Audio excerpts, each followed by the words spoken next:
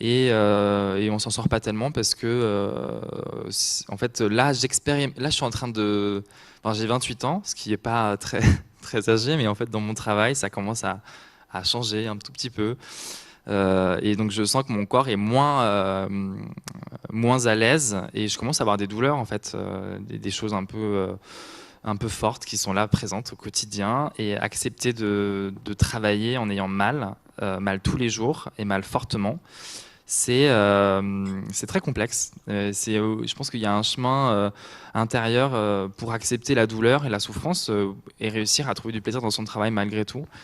Ça, c'est très compliqué de gérer ça. Donc, on a évidemment des kinés qui nous font faire de la rééducation. On a tout un programme de préparation physique où on soulève des poids, on fait du cardio, du vélo. Enfin, clairement, on a un entraînement qui peut être comparé à des athlètes qui vont faire les JO avant, quand on a des grosses productions. Là, par exemple, pour Don Quichotte en décembre, c'est un ballet qui dure 3 heures, qui est très physique, très technique. Et donc, la préparation, elle est de même. Mais clairement, on s'abîme. Donc il faut réussir à avoir ces moments où on pousse très fort le corps, et puis des moments dans la saison où on redescend, parce qu'en fait on ne peut pas rester tout en haut tout le temps, on casse trop vite. Quand on s'arrête 2-3 mois, on se démuscle totalement. Donc il y a la phase de réathlétisation où en fait on essaie de refaire tous les muscles qu'on a perdus parce on a arrêté de travailler. Quand on a eu le pied cassé pendant 1 mois et demi, on n'a pas pu marcher sur la jambe ou sur le pied, donc on a le mollet démusclé, le genou, les cuisses démusclées. Et en fait, le plus grand stress qu'on peut avoir, c'est de se reblesser par derrière parce que le corps n'est plus habitué à l'effort physique. Et on va lui redemander des choses qu'on pensait savoir faire, et en fait il sait plus faire parce que le temps de l'arrêt il a désappris. Donc il faut être très prudent, il faut être vraiment dans un calcul un peu au jour le jour, et c'est des choses qu'on met en place avec nos kinés et nos médecins. Et après, revenir sur scène, c'est complexe parce qu'on a perdu confiance en soi, on a l'impression qu'on ne sait plus, qu'on ne sait plus ce que ça fait, les choses qu'on ressent, et en fait, on se rend vite compte que c'est comme le vélo, on remet un pied sur scène et on retrouve en fait l'ambiance et les émotions, ouais, les émotions que ça procure. Mais c'est une partie, moi je pense que c'est vraiment la partie la plus compliquée de mon travail aujourd'hui et qui me fait le plus souffrir dans ma vie, même personnelle. Mais je sais très bien que ça n'a qu'un temps. D'un côté, c'est triste parce que je pense que je ne sais pas si j'arriverai à retrouver quelque chose qui me rend aussi heureux et qui m'excite autant dans la vie. Et en même temps, c'est tant mieux parce que ça fait tellement mal que c'est bien de pouvoir avoir de la douceur avec son corps, je pense, dans une deuxième partie de carrière. Après, c'est complexe parce que le principe de l'école de danse de l'opéra, c'est qu'on a la scolarité le matin, l'école, enfin, et la danse l'après-midi. Moi, j'ai eu la chance d'avoir mon bac parce que je suis rentré l'année où je passais mon bac, j'ai été intégré dans la compagnie, mais il y a des gens qui rentrent plus tôt dans la compagnie, donc qui n'ont pas leur bac. Et une fois qu'on commence à travailler à l'opéra, on a des plannings tellement chargés que il y a des gens qui y arrivent, mais c'est très difficilement concevable de faire des études à côté. En fait, la danse, c'est un travail, c'est un vrai travail. Aujourd'hui, quand il m'arrive encore d'avoir des discussions avec des gens qui me demandent, mais ah ouais, tu fais de la danse, c'est super, mais du coup, c'est quoi ton travail? Enfin, tu fais quoi? C'est quoi ton vrai travail? Je dis, bah, mon vrai travail, c'est d'être danseur, en fait.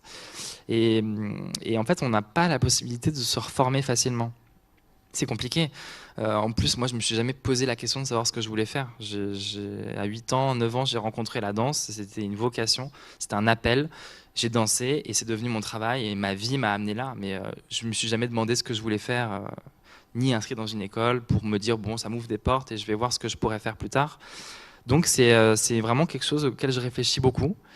Euh, et je suis quand même très intéressé par le fait d'avoir des rapports sociaux dans la danse. Donc, malgré tout, je sais pas, la direction d'un théâtre, direction d'événements culturels, faire de la production de spectacles, ce genre de choses, c'est quand même des choses qui m'intriguent aujourd'hui. Et peut-être que demain, ce sera différent. Mais il y a plein de manières de continuer à être en scène aussi, à travers d'autres formes d'art. Ça pourrait m'intéresser. J'ai toujours fait un peu confiance à la vie.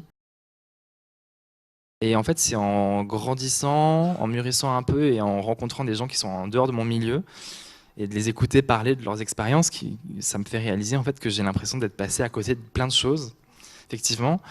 Moi, quand j'étais au lycée, bon, nous on n'avait pas de lycée, c'était l'école de danse de l'opéra. Je n'étais pas en train de me faire la chouille tous les samedis soirs avec mes potes, de me bourrer la gueule et tout.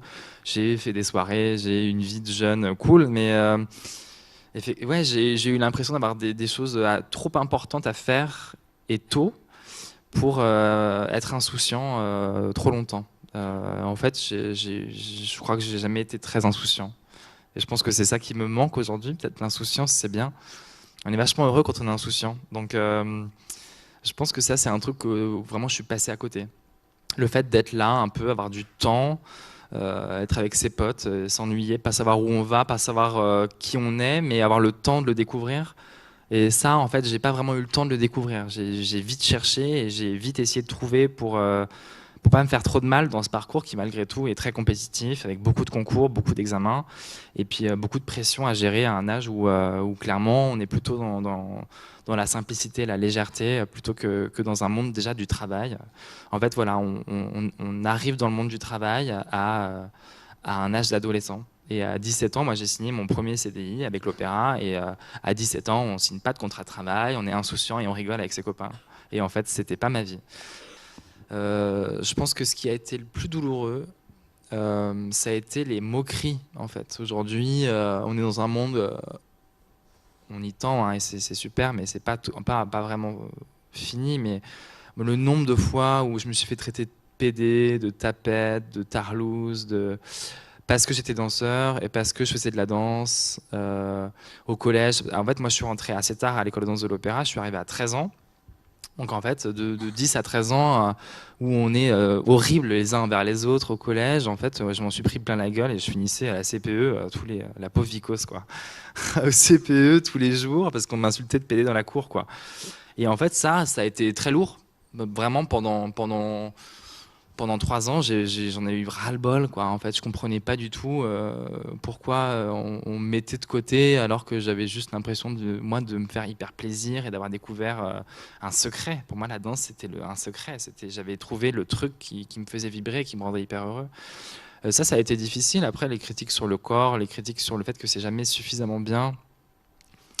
Je dirais que faut avoir une revanche à prendre sur la vie quand même quand on fait ce métier. Et je pense qu'on est quand même animé par, je sais pas d'où ça vient, mais on a quand même une soif de conquérir son corps, de conquérir l'autre, de conquérir un monde, de conquérir la danse. Et moi, j'étais animé par ça. Puis j'étais complètement hyperactif en plus, donc ça m'allait très bien d'être très cadré par ce genre de discipline. Aujourd'hui, je m'efforce de renforcer mon noyau en dehors de l'opéra, justement aussi pour pas que toutes ces critiques m'atteignent de trop, même si elles m'atteignent énormément, malheureusement, et encore aujourd'hui, je trouve pas de moyen pour ne pas être blessé quand je lis des choses difficiles sur les réseaux. Je me suis enlevé de Twitter parce qu'un matin, je me suis réveillé, que quelqu'un avait tweeté avec mon nom, machin, en disant quel spectacle pourri hier soir, alors qu'en fait c'était 1 mois et demi de travail, 3 heures de danse où j'avais donné ma vie pour les spectateurs. Et quand tu te réveilles le matin après avoir fait un spectacle et que tu as tout donné et qu'en fait tu as un connard sur Twitter qui te descend en une ligne et que sa parole a le même poids qu'un critique de danse ou le président de la République parce que tout a le même poids sur les réseaux sociaux, et ben en fait tu te demandes vraiment pourquoi tu es encore sur les réseaux. Donc moi aujourd'hui je suis sur Instagram pour promouvoir l'opéra, promouvoir mes dates de spectacle et les projets que je fais, mais je suis plus sur les autres réseaux parce qu'il y a trop de violence, il se passe trop de choses difficiles. Moi, j'ai beaucoup de mal à d'accepter la critique des spectateurs. Je les trouve acerbes